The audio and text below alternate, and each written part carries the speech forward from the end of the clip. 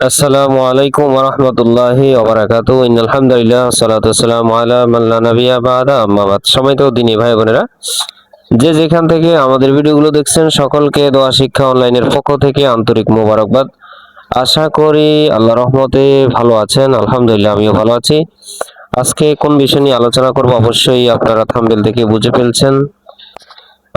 আজকে আলোচনা করব কোনো ব্যক্তির চেহারার দিকে তাকিয়ে যদি এই দোয়াটি আপনি 3 বার পাঠ করেন, ইনশাল্লাহ সেই ব্যক্তি আপনার জন্য দেওয়ানা হয়ে যাবে, আপনার পাগল হয়ে যাবে, আপনার জন্য সে আপনার কাছে আসার জন্য, ছুটে আসার জন্য ছটফট করতে থাকবে। অবশ্যই এটি ব্যবহার করার বা এটি পড়ার নিয়ম রয়েছে। আগে পরে কি পড়বেন এবং কোন সময় পড়বেন, কার জন্য পড়বেন, বিস্তারিত আলোচনা করব। বিস্তারিত না শুনে এটি আপনি আমল করবেন না, খবরদার বা সাবধান করে দিচ্ছি। আপনি উল্টাপাল্টা আমল করে কারো ক্ষতি করলে সেটার দায় একমাত্র আপনাকেই নিতে হবে। এবং যেহেতু ওস্তাদ ছাড়া শাগরিদ হওয়া যায় না, সেই জন্য এই কাজগুলা করতে চাইলে অবশ্যই অনুমতি নিয়ে কাজগুলা করবেন। হালাল কাজে ব্যবহারের জন্য আমাদের অনুমতি রয়েছে। সময়তো দিনী ভাই বোনেরা, বিস্তারিত আলোচনা করব এবং সকল বিষয়ে জানার জন্য ভিডিওটি শুরু থেকে না টেনে শেষ পর্যন্ত দেখার অনুরোধ রইল। প্রিয় দিনী ভাই বোনেরা, হযরত মূসা আলাইহিস সালাম তার কওম থেকে সরে গেলেন এবং এমন এক অবস্থায় তিনি পৌঁছাইলেন যে তিনার থাকার খাওয়ার কোনো ব্যবস্থা নাই। তখন তিনি দুইজন মেয়ে লোক দেখতে পান, অর্থাৎ যেটি শুআয়ব আলাইহিস সালামের দুইজন মেয়ে বকরি চড়ানোর জন্য তিনারা আসছেন। তো মূসা আলাইহিস সালাম এই দুইজন মেয়েকে দেখেই একটি দোয়া পড়তে লাগলেন। দোয়াটি হলো, রব্বি ইন্নী লিমা আনজালতা ইলাইয়া মিন খৈরি ফকির। রব্বি ইন্নী লিমা আনজালতা ইলাইয়া মিন খৈরি ফকির, এই দোয়াটি তিনি পড়তে লাগলেন। এই দোয়াটি আল্লাহ তাআলা তিনার এই দোয়াকে কবুল করে নিয়েছেন, বা তিনি দোয়া করার সাথে সাথে আল্লাহ তাআলা তিনার দোয়াকে কবুল করে নিয়েছেন এবং তিনার জন্য ব্যবস্থাও করে দিয়েছেন। কি ব্যবস্থা করছেন? রব্বি ইন্নী লিমা আনজালতা ইলাইয়া মিন খৈরি ফকির। হ্যাঁ আল্লাহ, আমি এই জিনিসের মুখাপেক্ষী। রব্বি ইন্নী লিমা আনজালতা ইলাইয়া, আপনি আমার জন্য যা কিছু নিয়োজিত রেখেছেন, যেটা 10 বছর 15 বছর 20 বছর পরে আমাকে দিবেন আপনি, সেটা আমার এখনই প্রয়োজন, আমাকে এখনই দিয়ে দেন। ঠিক আছে? তো এখানে আমি বলবো না যে তিনি মেয়েদের দিকে তাকিয়ে এই দোয়া পড়ছেন। যাই হোক, তিনি এই দোয়াটি পড়তে লাগলেন। রব্বি ইন্নী লিমা আনজালতা ইলাইয়া মিন খৈরি ফকির, সাথে সাথে ওই দুইজন মেয়ের একজন মেয়েকে ক্রমাগতভাবে পরিচয় হয়ে তিনি একজন মেয়েকে বিবাহ করেন। তো এই অনেকেই বলে, যারা খোনার রয়েছে বা কবিরাজ রয়েছে, অনেকেই এই দোয়ার আমল দেয়।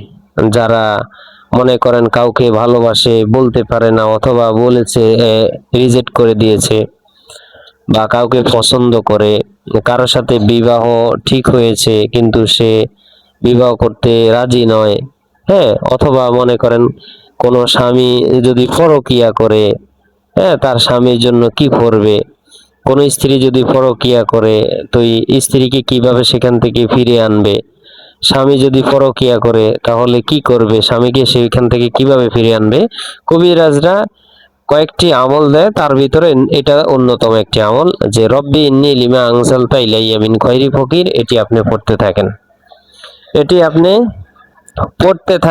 রব্বি ইন্নী লিমা আনজালতা ইলাইয়া মিন খৈরি ফকির। এর সাথে সূরা তহার আরেকটি আয়াত রয়েছে, ওয়ালকাইতু আলাইকা মুহাব্বাতাম মিন্নি, ওয়ালকাইতু আলাইকা মুহাব্বাতাম মিন্নি। আপনি যদি কাউকে ভালোবাসেন, সে তাকে বিবাহ করতে চান, সে পুরুষ বা মহিলা বা অর্থাৎ সে ছেলে অথবা মেয়ে হোক, তার চেহারার দিকে তাকিয়ে আপনি এটি পড়তে থাকবেন, রব্বি ইন্নী লিমা আনজালতা ইলাইয়া মিন খৈরি ফকির। এর সাথে আরেকটি আপনাকে কাজ দিচ্ছি, আরেকটি কাজ আপনি অবশ্যই করবেন, সেটি হলো সূরা আনফালের, ঠিক আছে, সূরা আনফালের 61 নম্বর আয়াতের শেষের অংশ, হুয়াল্লাযী আইয়াদাকা বিনাসরিহি ওয়া বিল মুমিনিন, এই আয়াতটি আপনি পড়বেন। পরে মিষ্টি জাতীয় কোনো জিনিস থাকলে সেটাতে ফু দিয়ে ওই ব্যক্তিকে খাওয়াইয়া দিবেন। আরেকটা হলো 62 সূরা আনফালের 62 নম্বর আয়াত,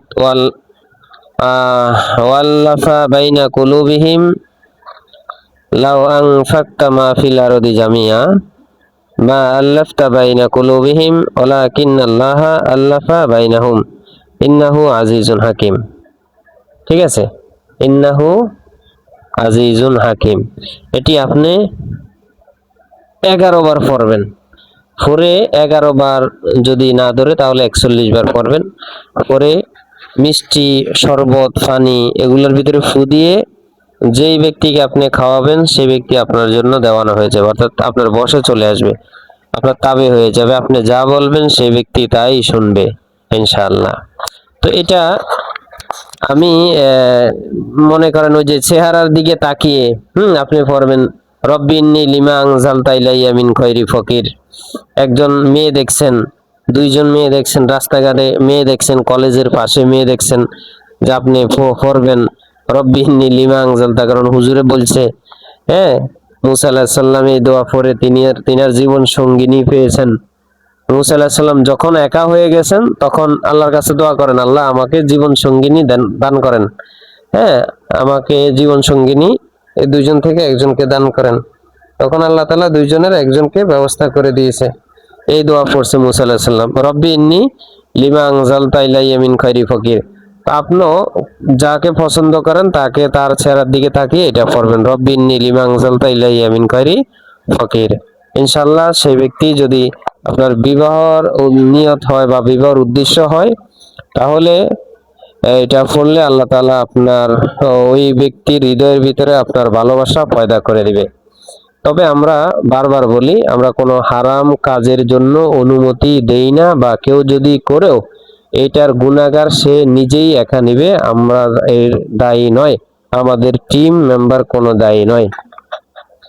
আরেকটা হলো ওই যে সূরা আনফালের 61 এবং 62 নম্বর আয়াত বলেছি আমি, এটা যদি আপনি মনে করেন কোনো আরেকজনের স্ত্রীর চেহারার দিকে তাকিয়ে পড়লেন বা আরেকজনের স্ত্রীকে কিছু খাওয়াই দিলেন, হ্যাঁ, তাহলে তো ভাই কাজ হবে না। এরকম তো কিছু করা যাবে না যে আরেকজনের স্ত্রী, আরেকজনের মেয়ে, আরেকজনের বউ